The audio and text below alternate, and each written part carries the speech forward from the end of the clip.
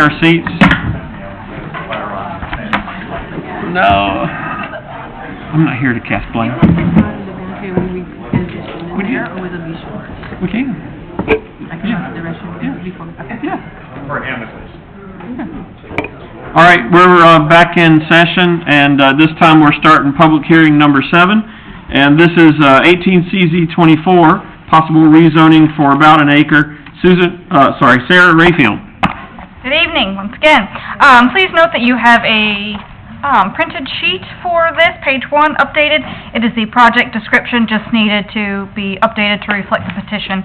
I apologize, there was some incorrect information on there. So everything on the handout sheet that you have in front of you is correct. So this is rezoning case 18CZ24, Lake Pine Animal Hospital, located at 1200 and 1204 Old Raleigh Road, located in this general vicinity here in Apex. And this is the subject parcel here. This application is brought to you from the town of Apex and Jeff Roach from Peak Engineering and Design. The site is approximately 1.28 acres. It is located here in the southeast quadrant of Old Raleigh Road and Apex Peakway. The property abutting the corner is vacant, and the larger property contains an existing house. The current zoning is residential, agricultural, and office and institutional. The proposed zoning is neighborhood business, conditional zoning. The 2030 land use map recommends commercial services in this area. The applicant conducted a neighborhood meeting on June 26, 2018. That report is in your packet. This is a conditional zoning application, therefore there is a limitation on the permitted uses proposed. You will find the complete listing in your staff report. I will highlight some of those. We're looking at a veterinarian clinic or hospital, medical or dental offices, laboratories, office business or professional, as well as a host of neighborhood services listed. You will find that the first 3 conditions proposed with the zoning application relate to architectural conditions. Conditions 4, 5, and 6 relate to roadway and access improvements. Some of these are for safe maneuvers currently, and then others of those conditions are set up to be advantageous for adjacent property owners if and when this property should ever redevelop rather. Adjacent property, that is. Planning staff recommends approval of 18CZ24 with the conditions as offered by the applicant. Planning board heard this item at their October 8th meeting and also unanimously recommended approval for the rezoning, and I will be happy to answer any questions that you have at this time. The applicant is also here should you have questions for him. All right, questions from Ms. Rayfield. So I was at the planning board meeting and wanted to ask the question then. So the write-in only on Old Raleigh, do we have, and maybe Russell, do we have minimum, I mean, it seemed like we were trying to make it fit, so is there a certain amount of distance you want between, or either one of you guys, between the major turn and a turn into a neighbor, a business, or whatever? It seems pretty close, and are there guidelines that we have from the UDO or that you have as an expert? I guess this is a rezoning. We don't have a site plan nailed down exactly. We've seen some early sketches for this. The engineer can probably answer what the distance is on this. Typically, we look for at least a couple hundred feet from an adjacent intersection. So this is pretty. Do you know how far that is? This is pretty tight. How much? I was going to say how much frontage. Do you have any idea? I don't know right off the top of my head. Yeah. I'll see if I can figure it out while you're good. Yeah, it's really tight to the point where, I mean, originally they wanted to see a right in, right out, and I just wasn't comfortable doing that. If you can look to the north for the Creative Schools site, you can see where their right in, right out's located. Further to the east, it's pushed much further away than this would be, and that's part of the reason why I was concerned about having any kind of outbound movements at this location. So the idea is to make it more of a channelized lane, an additional lane, channelize it as much as possible for inbound only. You don't have to worry about as many unusual movements there. Because, I mean, in particular with Creative Schools, we've got a concrete island there. it does okay, but I've gotten complaints from Apex Police, and I've encountered a few vehicles that make some crazy U-turns in front of me when I'm driving down Old Riley, so it's not a real comfortable area to be in. But just, we're trying to make it as safe as we possibly can and still provide some kind of access to the site. Okay. We heard in the plan board meeting that, a follow-up to that, person who lives beside that was not intending on selling anytime soon. But Right. if the two parcels have been done together, would you have required it to be moved further to the east, the driveway? Yeah, it'd be a little bit further east. Well, in this case, what we'd recommended is a right-in only, so in the future, if and when that adjacent parcel develops, then that could be shared as a right-in, right-out at that point. No, I was asking if Yeah. with a future right in, right out, in a theoretical world where you had both parcels, would that have been the same spot? Would that have been okay? Ideally, I'd like to push it as far east as possible, so it'd been nicer to push it even further east than the property line to get it as far away from the intersection as possible. But again, I think it could function as a right-in only at this location. It's just as far east as we can get it. Okay. Yeah. It's hard to anticipate every movement every driver is going to make, but in an ideal world, you push it as far east as you possibly can, and you provide, if you can, at least a couple hundred feet beyond the intersection to allow for vehicles to slow down and turn in. Okay. The driveway on that parcel that's just to the east, that, once upon a time, when they put that, the cement, ricochet pad there, it was just right out, right in, but now they can go they can go over and go left, can't they? Isn't that what, it was taken out? Yeah, the Creative Schools was required to put in that concrete island to make sure that their access was channelized to right in, right out as much as possible to prevent U-turns. The owner didn't like that when it was put in, and honestly, we weren't thinking necessarily about adjacent driveways across the road. We were focused on the thoroughfare. So the owner appealed to DOT, and then that was cut back to allow him to turn left in and out of his driveway. There's a striped island there anyway. It was there before, but the concrete island's intended to minimize people trying to turn left around that concrete island at their access. Did DOT design the concrete island? No, it was designed by the engineer for Creative Schools to restrict their access, and was approved by us. The distance is 250 feet from the curb to the property line, Current curb though, right? Not a future the turn current lane. curb, yep. Yeah, so basically, you're talking about 250 feet, so you're probably losing a little bit of distance in there for the offset from the property line, so you're right around that 200-foot threshold, which is about the minimum, which is why right-in only is the recommendation. The other issue is, of course, if you had a right-out, then you also have that driveway that's right adjacent to it. You don't want to have a exit from this site adjacent to another driveway that's immediately there. 200 is kind of the number that's the lowest. Yeah, that's what I would recommend. Yeah. Any other questions for staff?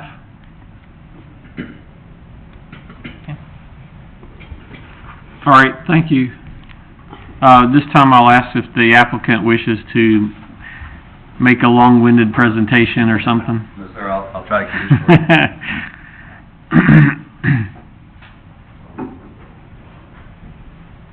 Okay. Sorry, Mr. Mayor. I'm only messing with you, Mr. No, Mayor. I know, Mr. Mayor, Jeff Take Rhodes. all of 9 minutes that you need. No, I will try to be short. It's after 9 o'clock, and that's when I turn into a pumpkin, so. Jeff Roach, Peak Engineering and Design, thanks for the time tonight. Real quick, really, one of the only things I want to point out is that the property is actually two pieces of property. And one of them, the small little sliver right there along the Peakway, is actually a town-owned piece of land. The town is reserving that land. We are just rezoning it at this point. I know that transportation staff was in discussion about trying to get a right turn lane built from the Peakway onto Old Raleigh Road. So it's going to sit there, it's going to rezone. We're still going to go ahead and move forward with the development with this, hopefully with your support this evening. And then at some point when the town eventually builds that right turn lane, there may be a little sliver of land left that can be deeded over, bought, purchased, traded, whatever. So that's the first thing. So that town owns about 0.17 acres here. The rest of the 1.2 acres or so is all owned by the Sylvia Martin family.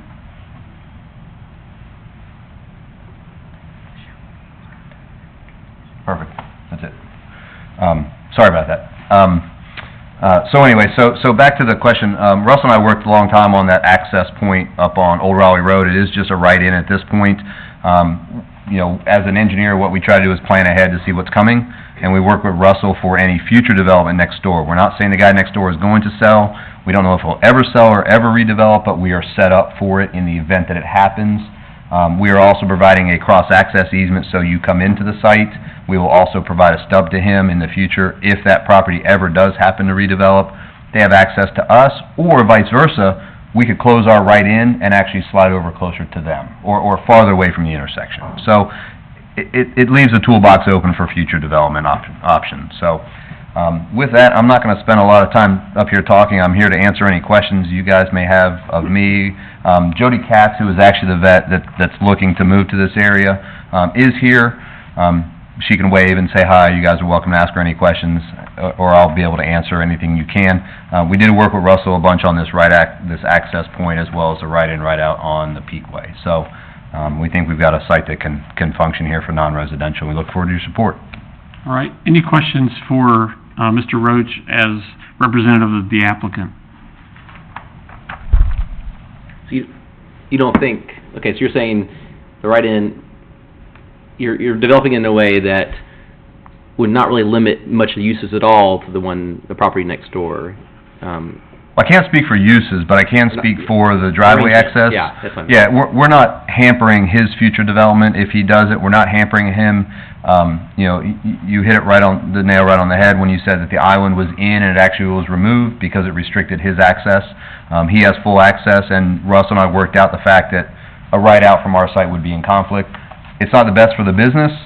We understand the best thing would be a right in, right out for the business owner, but we also understand that access to or from Raleigh Road is very important for the site to work.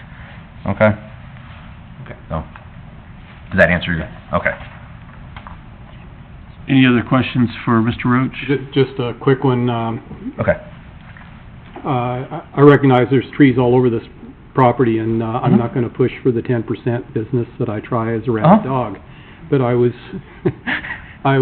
hoping that they might pre-wire it for future possibilities. Sure. How about wording that goes something like this? All buildings shall provide conduit for future installation of rooftop solar panels. That works really well. What a mind reader. Thank you, Sarah. Mr. Jensen, does that work for you? That's a conduit from the roof to the panel? Thank you, Mr. Roach. Okay. I thought you'd be asking, so. Truly impressive. All right. Any other questions for Mr. Roach? You're gonna have to do better than that. I'm sorry. All right. I don't hear any for you at this time, Mr. All right. Roach. Thank so- you. Yes, sir. All right. At this time, I'd like to open the public hearing, and it looks like Jody Katz. Do you intend to speak, or are you just here to answer questions? All right. Very good. And yes, Ms. Katz, or Doctor, is it Dr. Katz, is a veterinarian? And you treat dogs as well? Okay. Okay, just checking. All right. This time I'll go with Gary Brown, followed by Marguerite Gray, and then Tom Calhoun. If Mr. Calhoun, if your question wasn't already answered. All right. First up is Gary Brown. Mr. Brown, state your name and address, and you have 3 minutes. I'm Gary Brown, live at the adjacent property, 1206 Old Raleigh Road. And if you look in the pictures, you can see that property is already developed, and we have no plans to, for any future redevelopment of it. And I'm only asked... Hang on, he's up here. And I'm just asking that any consideration for rezoning would take that, that into effect, that there is no... anything that's considering the future development of my property should be taken off the table, for your consideration for the rezoning of that property. I have no problem with the property being developed, as a veterinary hospital, but I do have some conditions that I would like to see. When I first met with the engineer at the town meeting a few months ago, he mentioned the tree line on the eastern property, which borders my fence. Excuse me. He said that all those trees would remain, I guess, as part of the buffer along the fence, and I don't see any mention of that here, as well as the number 6 on the condition, they do have a private cross-access easement with driveway access,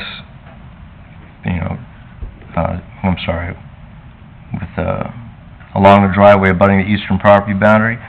I don't see any reason why that needs to be considered either. Number 6 just looks like a waste of time here on the conditions that you already have on here. But I do, have a few things I'd like to add. If it's what the animal hospital may have some noises and smells, and I want to have another condition that there's no outside kennels, and that any nuisances, from the animals being right directly next to a residence, be addressed in any conditions that could be added to that. All right. All right? Thank you, Mr. Brown. Thank you. Is it Marguerite Gray? I would just... Oh, I see. Oh, I see, you're the same address, gotcha. Gotcha, I understand now. I understand, okay, got it. All right, thank you, and Ms. I would just defer to what you just said. Understand. All right, Mr. Calhoun?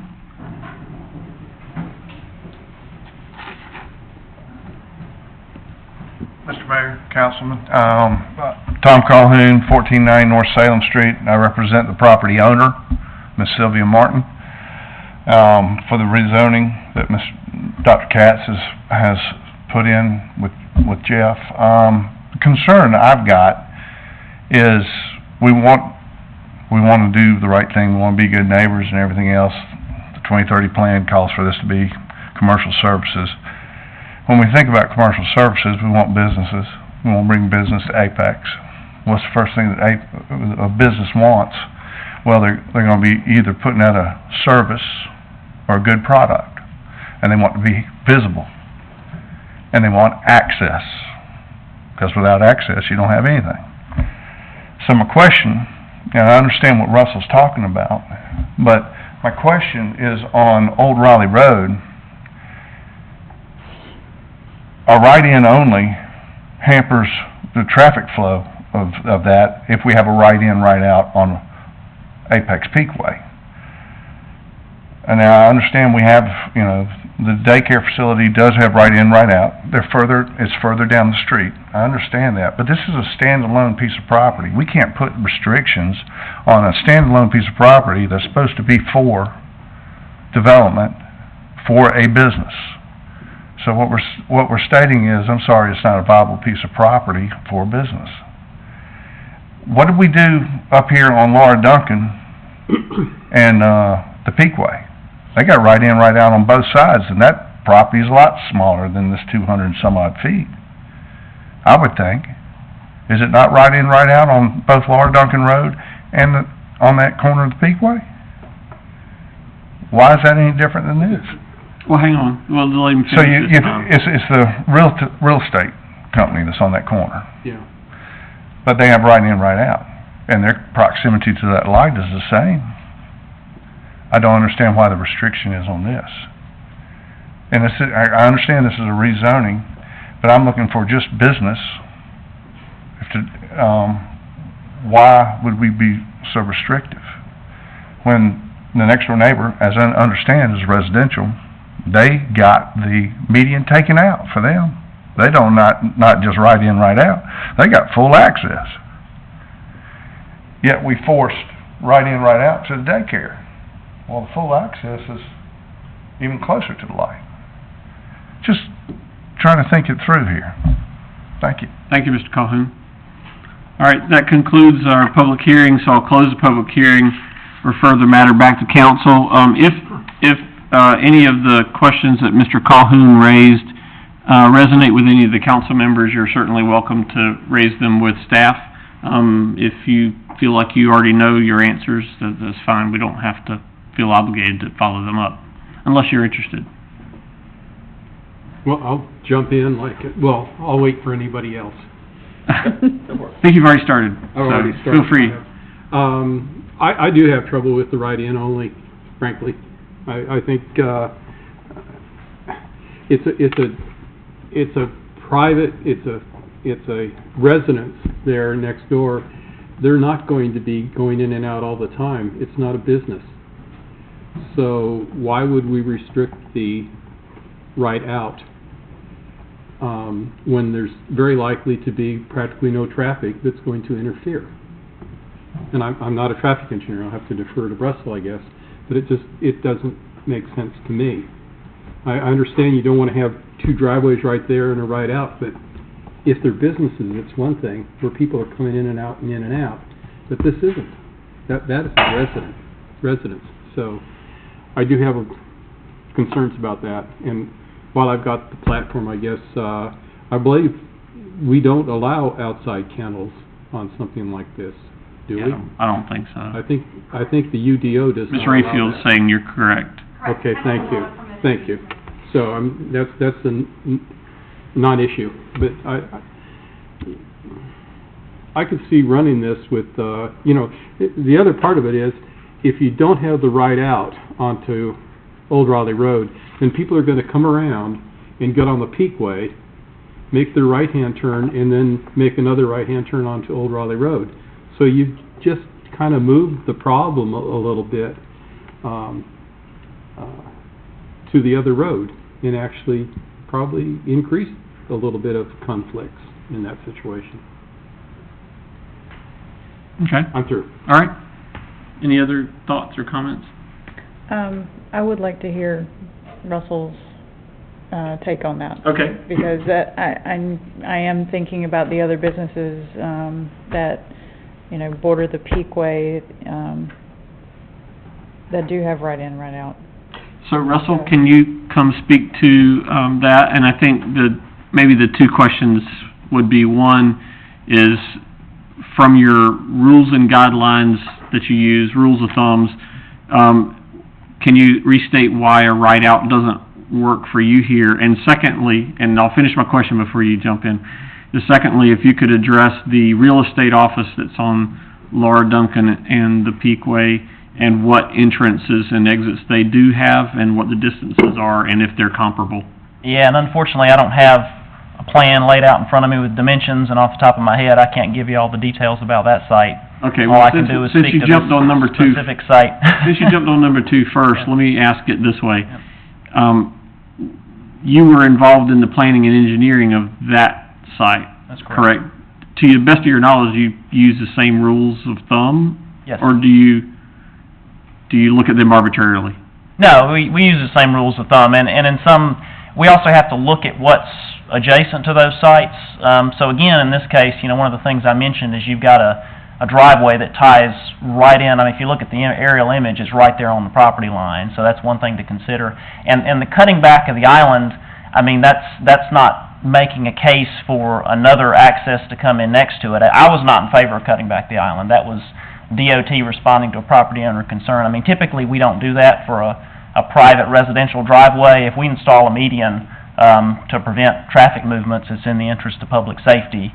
And if they make a recommendation that's different than mine, they have every right to do that. That doesn't mean that, it gives us, any reason to install more movements adjacent to a location where we already have issues. Mhm. And this is a location, again, that I mentioned that I've had, in the past week, a complaint from Apex Police about dangerous traffic movements that are making rights out of the daycare and making a U-turn at this location because of the shortness of that concrete island. And so, here we are talking about introducing another exiting movement from a commercial site where you've already got conflicts from another commercial site that's not operating like it should. So there's just too much going on here, Mhm. and it's a public safety issue, and, that's why we have that concern. If it was my preference, I would have no access here. On Old Raleigh? And on Old Raleigh, that's right, that's right. Hmm. So the access would be from the Peakway only? Correct. Yeah, I think I'm being very gracious in saying they can have a right-in here based on engineering standards, and I'm stretching the limit of my engineering judgment, giving them a right-in only, and I'm not willing to recommend any more, so. The access off the Peakway, is that right in, right out only? Yes. Yeah, and the median there extends all the way up to the intersection, which is really what the one on Old Raleigh Road should do, but.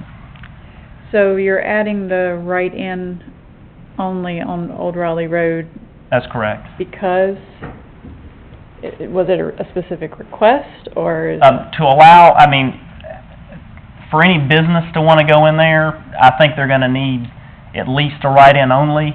In my opinion, working with other sites, I don't think the site is viable as a commercial site. If it just has a right-in, right access on the Peakway, that's just way too restrictive for a commercial site. So we're trying to plan for, the absolute, most we can possibly provide to allow them to move forward as a commercial site. And it would seem that it's likely that anyone coming from Hunter Street or from, say, Villages of Apex are going to use that right-in on Old Raleigh. Correct. So having it there does provide access. That's correct. Where it might otherwise, it provides access from two directions of the four. And I hear the concern about, not being able to take a right out here and they have to come down here to the Peakway. Yeah. My response to that, if that's such a concern, then this site can go ahead and add an exclusive right turn lane to provide more storage and more ability for someone to turn right out of this site, if that's such a concern as using a shared through right lane. Because, you really don't want cars popping out of this location on Old Raleigh so close to the intersection where you've already got a driveway tying in, the median's cut back, and you've got a right-in, right-out across the road where we know people are making U-turns at that location. So it's just too much going on way too close to that intersection. And if you've been through there at rush hour, it's busy, and, it doesn't take much to cause a crash at a location like that when you've got that much volume moving through in the peak hour. All right. Did you have any other questions for... No, Oh, I'm sorry, you were the... I'm sorry. It's okay. I realized that. Yeah, No, sorry. Go ahead. And did you get the answers you wanted? Yeah, I'm just comparing to what's already out there, especially the one on Laura Duncan. And that one is extremely close to the intersection. Probably closer than even this one would be.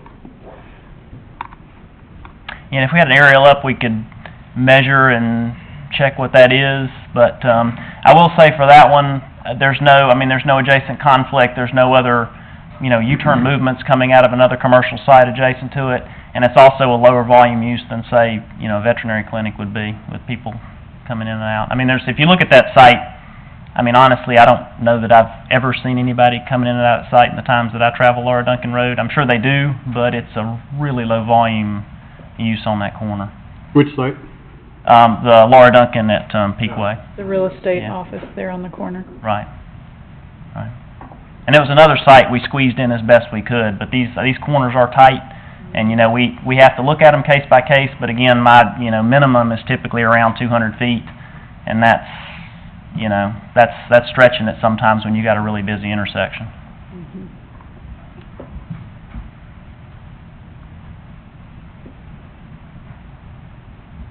So I've got a question about buffer along that side. Okay. Once you're done. Okay, recognizing that there's a very, very infinitesimally small chance that Mr. Brown will decide to sell that property, but let's assume that it does for a second. With the current discussion that's going on, if that is a write-in only, but it's adjacent to the property line, does that enable the adjacent property, Mr. Brown's current property, to be able to be used for a right-out?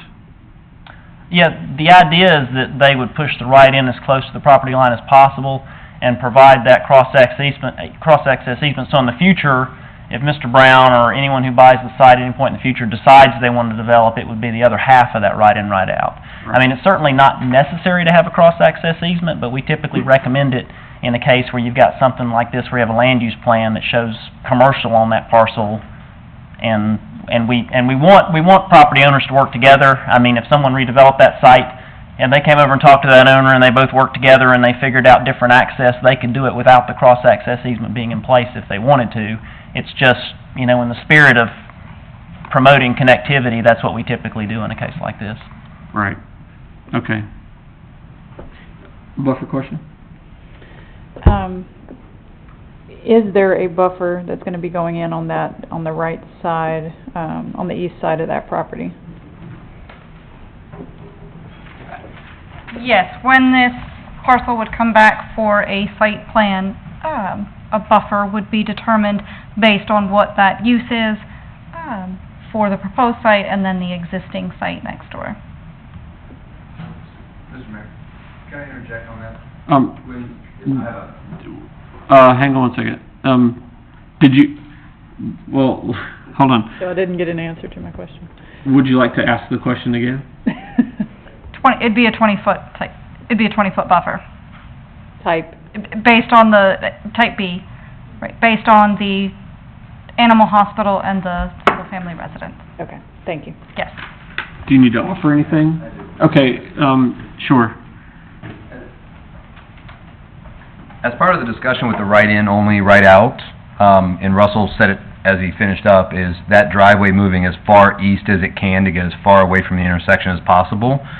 That 20-foot buffer is basically going to be encroached upon by the access to the site. So one of the questions that Mr. Brown had was about the existing trees that are there. We would like to save those trees. If that driveway slides as far east to maximize distance from the intersection for the access point, now those trees come into question. So I'm kind of caught between a rock and a hard place. I need good access. I want it as far east as I can for safety standpoint. I'd like to have the right out. You know, Russell and I had gone back and forth, so we would like to have the right in, right out movement. I'd love to take them off as a condition, but I think they'll rear their ugly head again in site plans. So back to your question, yes, there will be a buffer. It probably won't be a 20-foot type B buffer north of the building up to Old Raleigh Road because of the location of the driveway and the access. But once the building starts, that will have the 20-foot type B buffer on the backside adjacent to Mr. Brown's property. I hope that clarifies and throws a few things in there too. So I hope, you know. Okay. So, and Mr. Jensen's point about having right-in, I'd love to have it. It's a commercially viable site. It's on a nice hard corner. Everybody's going to see it, and it is a vet clinic. And one thing to point out about the Coldwell Banker site there at the Peakway and Laura Duncan, it's a Coldwell Banker today. It doesn't mean it's going to be a Coldwell Banker in 20 years. So although there may be no traffic coming out of it today, it has every commercial use that's available to whatever the zoning is standing there. So it may be a restaurant. I don't know what the zoning is. So don't assume there's not going to be any traffic on that site, and it has, you know, the distances are a lot less than this. So thank you, All sir. right. Thank you for the latitude. All right, yes, sir. All right. Any further comments, or is there a motion? I'll make a motion to approve.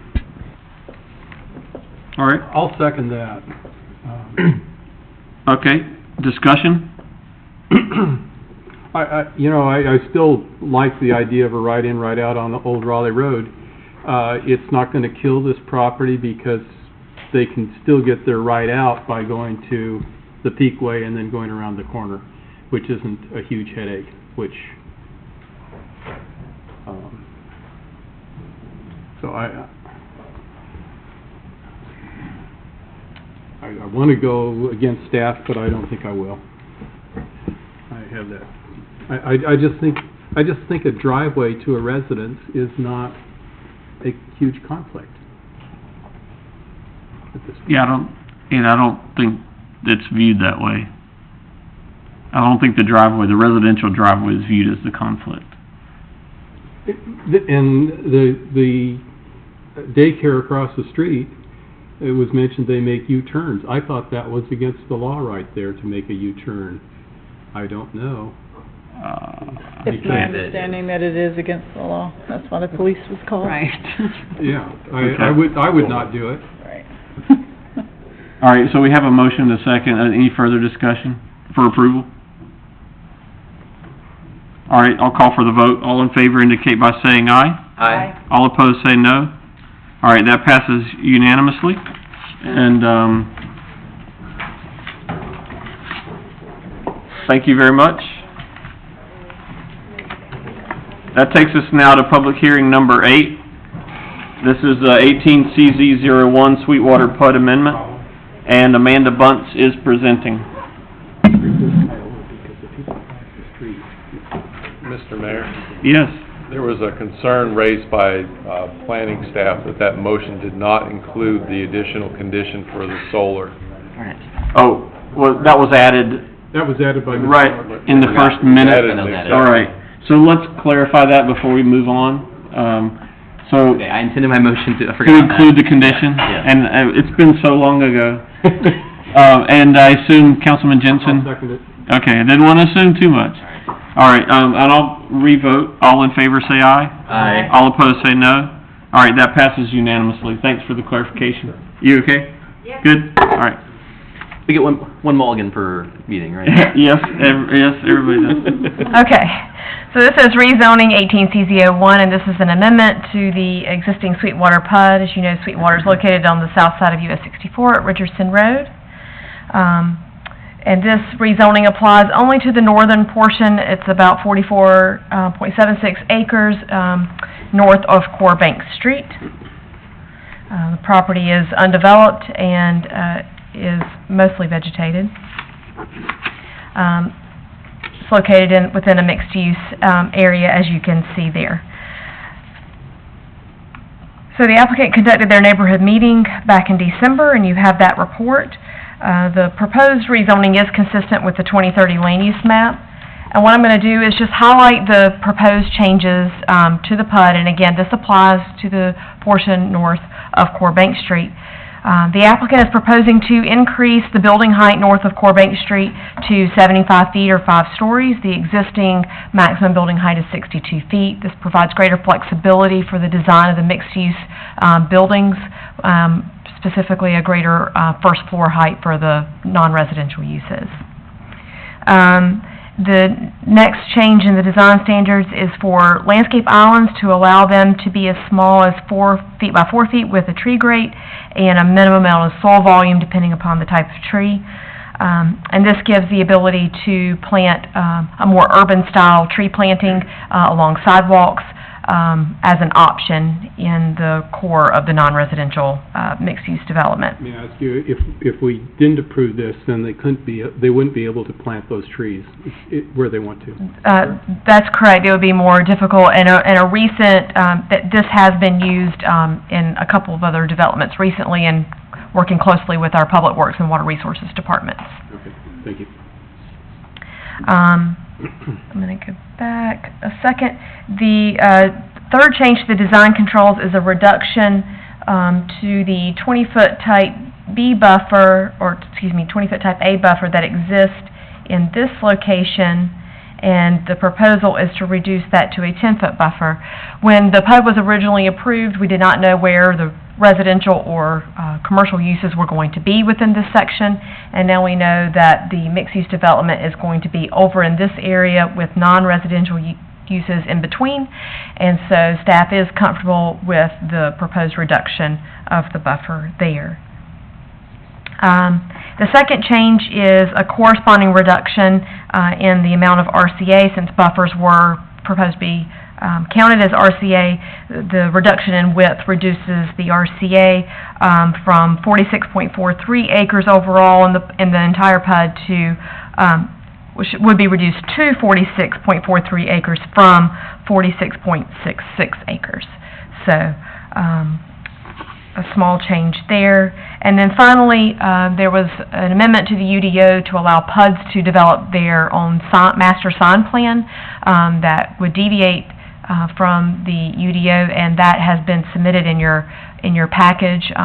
Primarily, the changes give more flexibility with the size of signage up at the 64 Richardson area.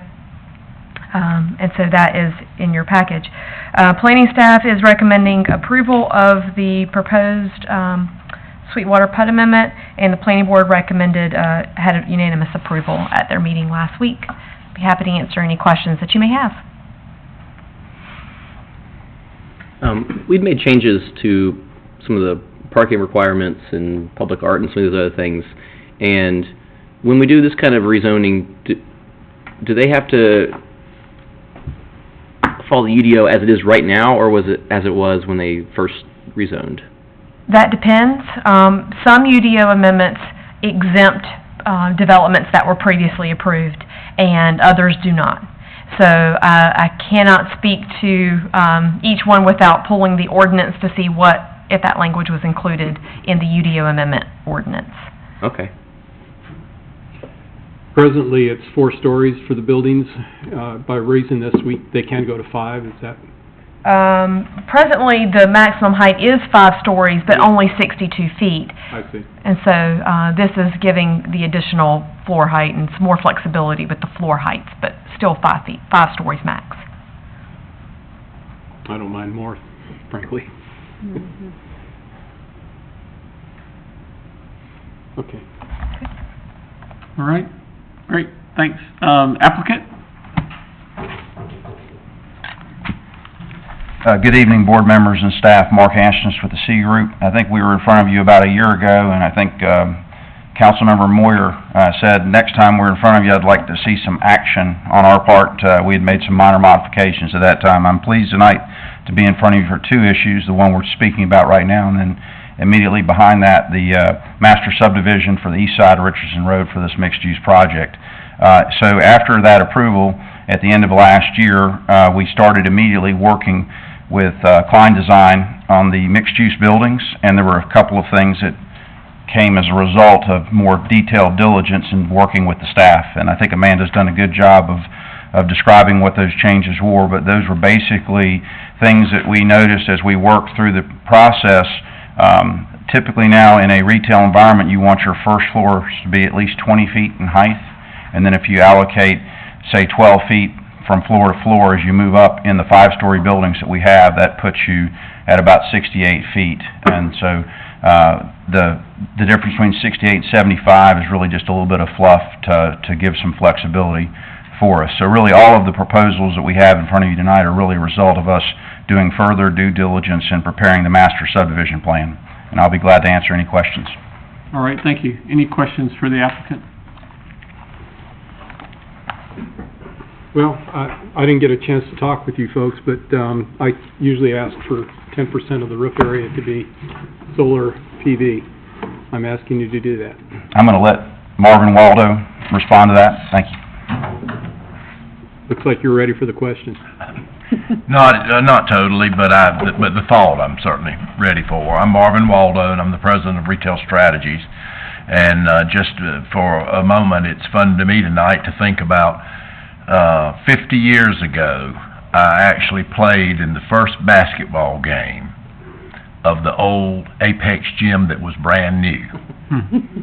So I have sort of a history back. I was for Millbrook now, mind you, at the time, but we have been thinking about solar.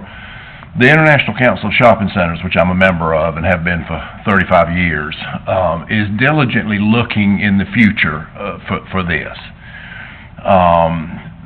The limiting factors now, which have kept these mixed-use projects from jumping into that, but they're starting to dip into it, has been the cost. And the cost is astronomical on something like we're doing. However, the reason that makes so much difference to us also is because, even in this case, we've already had 12, 15 people talk to me that are local that would be interested in opening businesses there.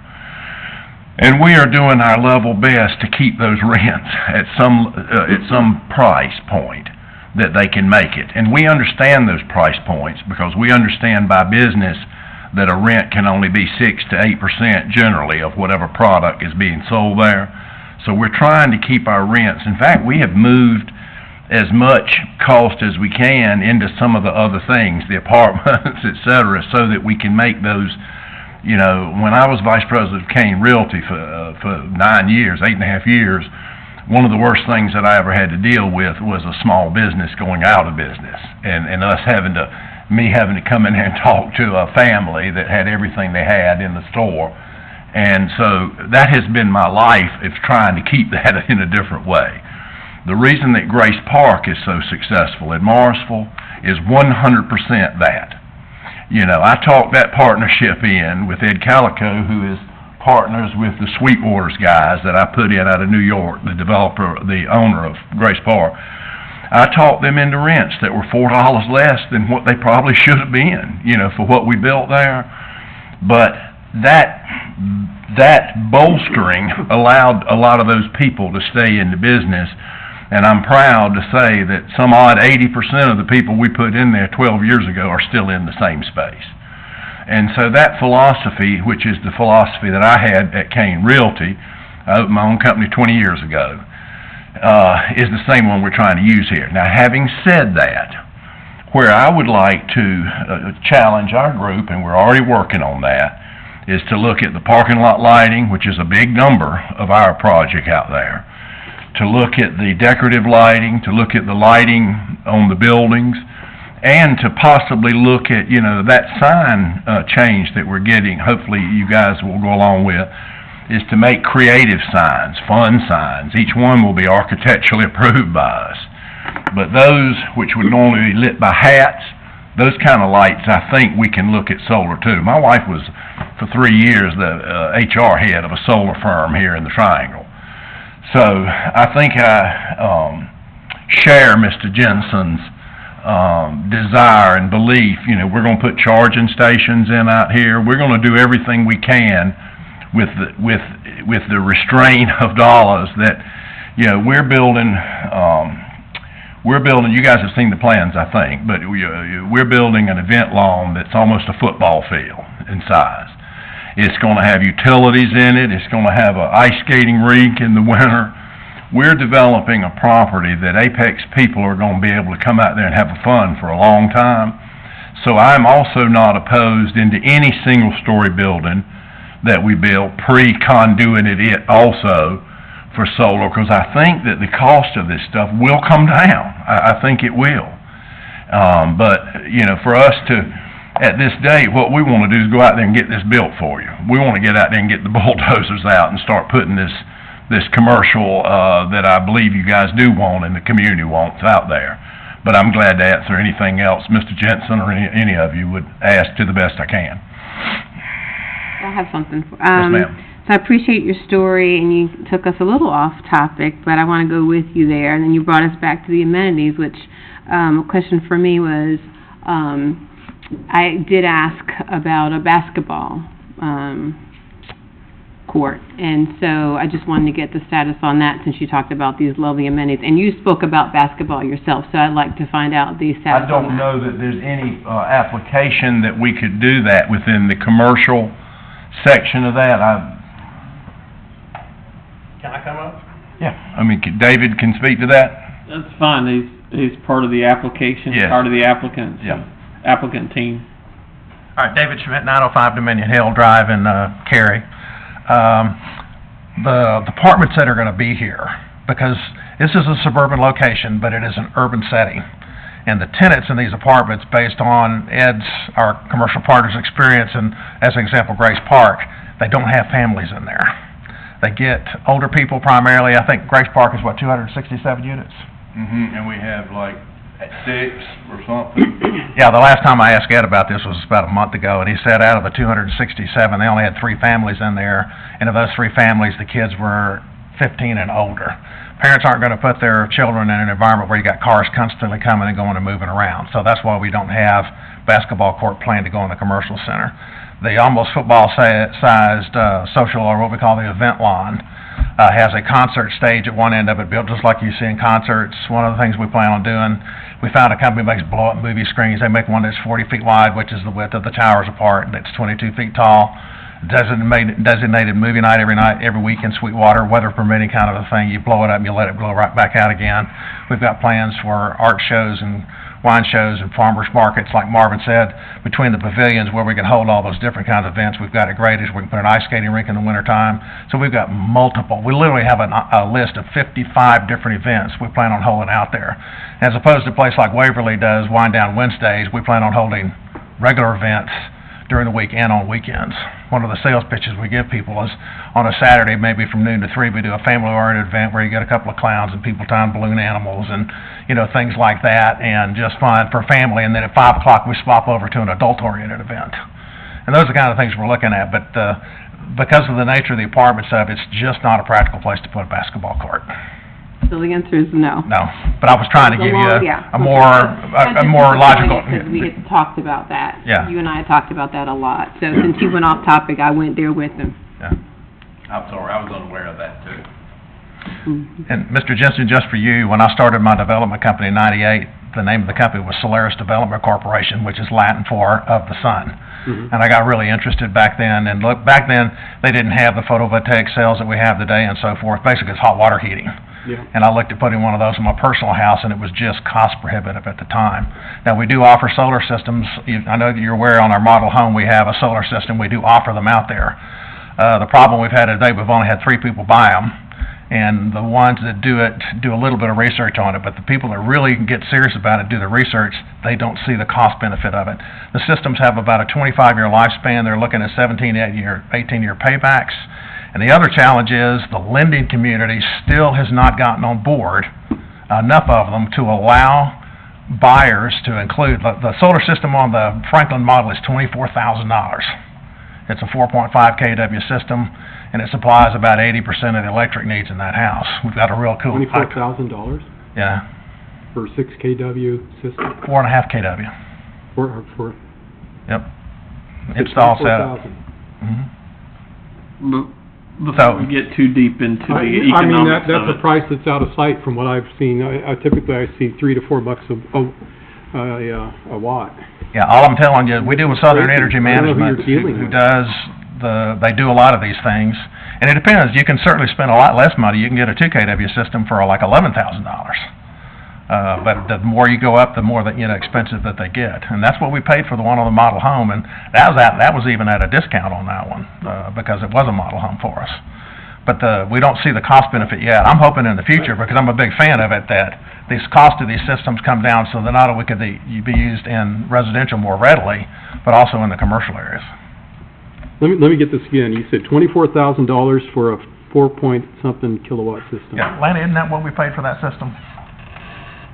I'm trying to remember if that was our cost. That's what I remember. Close to that. Yeah. That's like almost $5 a watt. So, I haven't heard of that. So before we price. get too far into the economics of solar systems, I want to stay on topic here, and y'all can certainly talk about the cost per kilowatt later if you want to. But I want to keep us kind of on track. So the items in front of us, the requests here, are there any further questions that we have on the changes that are being proposed for the PUD amendment?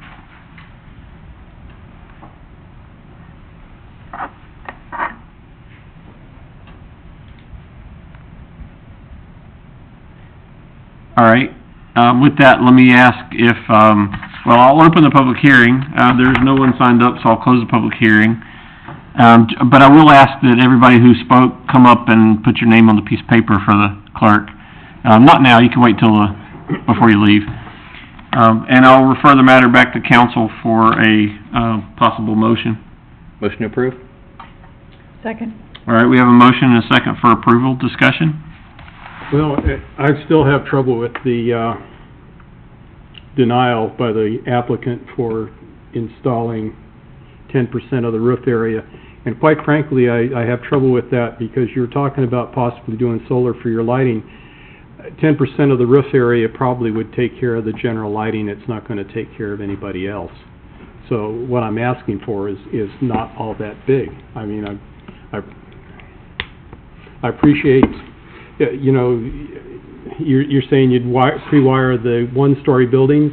They said they were pre-wire the one-story building. I guess that's what I heard, but not a five-story building for solar. That's another aspect of it too. So, as I've said before, item number 5, environmental impact, is where I hang my hat, and I'm going to hang it tonight too. All right. Any other discussion on the motion to approve?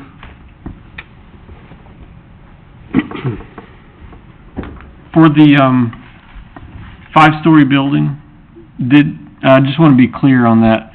Are you doing conduit for solar add-ons in that building?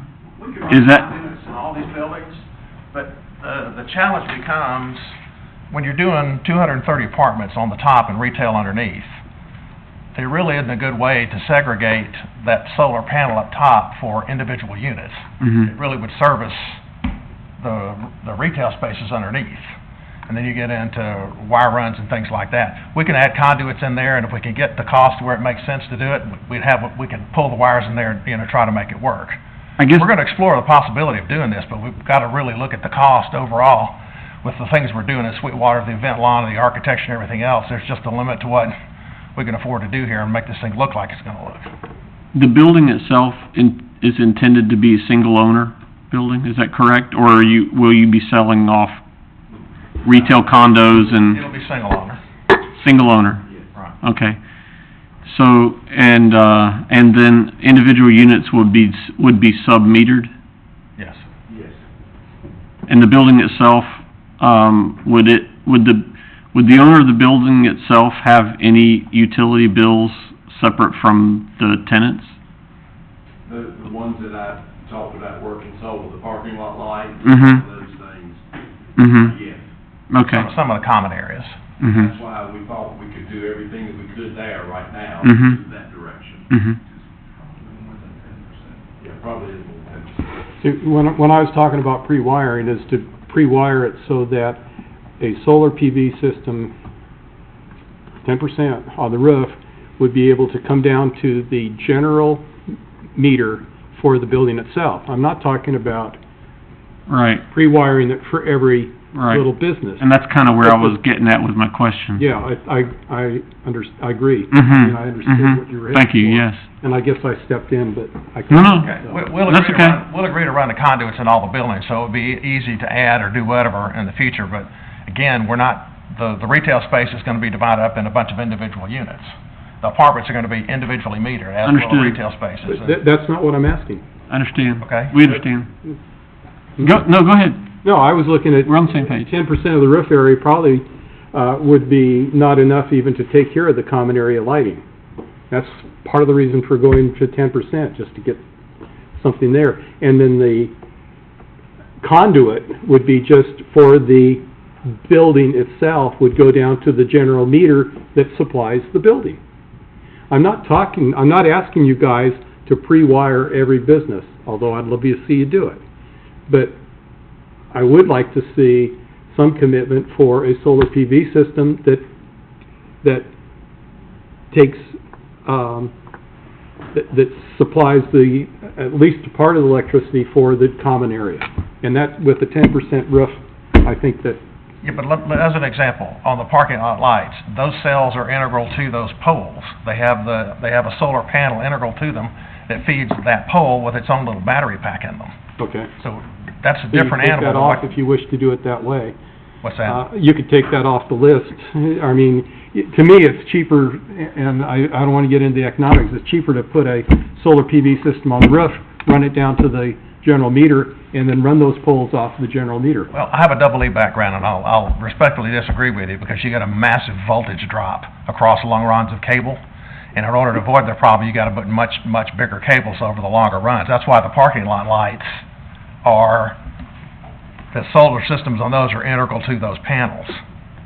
I used to do electrical design work for petrochemical I plants. understand what you're talking about, You know, so you gotta... losing voltage and You know, you guys running power saws working on houses, they start burning their saws up because they use these 200-foot cords trying to get someplace, and the next thing you know, they burn the saw because the voltage has dropped to the point where it overloads the equipment. So there's you a throw- challenge in trying to okay. run cables over long distance. Throw the parking lights out of it, the building itself could be certainly supplied, even that with the 10% probably wouldn't. But if all the units are individually metered... I'm not talking about the individual units, you've got hallways, or what do you have there? You've got a light, you have a general lighting that each individual doesn't. Yeah, but it's not very much in relation to the overall size of the complex. Like I said, we don't mind putting the conduits in. We are gonna thoroughly research this, both for the parking lot lights and what we can do for common areas, for the lobbies, for the fitness areas and things like that, to see where we can incorporate those and make them, you know, economically viable. We would like the opportunity to at least explore what that cost is before we make a firm commitment to it. We'll give you word as a gentleman that we'll explore it and look at it. Is conduits a condition? Can that be a The condition? conduits don't cost you. You're talking about a PVC pipe. I understand that. It's inexpensive. We'll run conduits in Yeah. there so we'll run multiple conduits. So in the future, if these things come down to a more reasonable price, where we got multiple conduits along these spaces, and they drop in half price, and yeah, it makes all kinds of sense to do it then. And then they just fish a wire down, which is simple to do. Okay. Okay, so you'll do the conduits. The, Do that? Yeah. all right, so, Change the thing. yes, We'll do cross buildings. so, When we do the MVPs, we'll have the MVP engineer lay out conduits along the areas to make it work. so the motion that was standing was for approval. We have a new condition that I'd like to proffer that we add, Councilman Gant. Sure. That includes conduit for all the buildings, so that in the future, when solar panels, are desired, they can be added without complication. And you were the second, so turn to you, Councilwoman. All right, that's the amended motion on the table. Any further discussion? I think it's gonna be awesome, by the way. This lawn is gonna be very popular in the whole area. Yeah. I'm pretty excited about that. And I would like to also add thank you to your planning staff, because they have actually added to us many of their thoughts from their knowledge and I hope to goodness they would say that we've listened to them very closely and incorporated their ideas too. Well, we have the best staff, so, yeah. Yeah, that's right. Well, thank you. Let's call for the vote if there's no objection. All right, all in favor indicate by saying aye. Aye. All opposed say no. No. All right, I heard one in the negative. Is that correct? That's right. All right, so that passes 3-1. Thank you guys for your patience and hanging out late tonight. Thank you. One more item. Oh, well, I haven't turned the page yet. Let's just see. There you go. Where's the one more item? New business, so on. New business. Oh, sorry. I was just, okay. I was sitting there going, we are out of public hearings. All right, so, we are out of public hearings. Can you come up, Mr. Waldo, can you come grab this and just get you guys, you can sign it while you're sitting there. This is just for the clerk.